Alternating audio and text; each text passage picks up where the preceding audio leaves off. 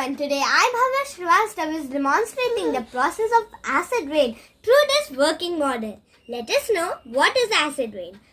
Acid rain is the precipitation of harmful acids like sulfuric and nitric acids that combine in the atmospheric moisture and fall to the ground from the atmosphere in wet or dry form. It can be in the form of rain, snow, fog, hail, and even dust.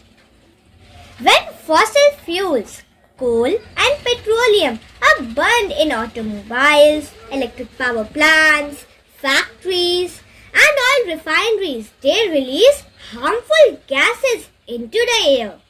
When water in the air comes down as rain, hail or snow, it carries these gases in the form of acids. This is known as acid rain. Acid rain adversely affects on forest, freshwater bodies and soil by killing microbes, insects and aquatic life. It also causes paint peel-off, corrosion of steel structures like bridges, weathering of stone buildings and statues like Taj Mahal and Statue of Liberty. And it also adversely affects human health.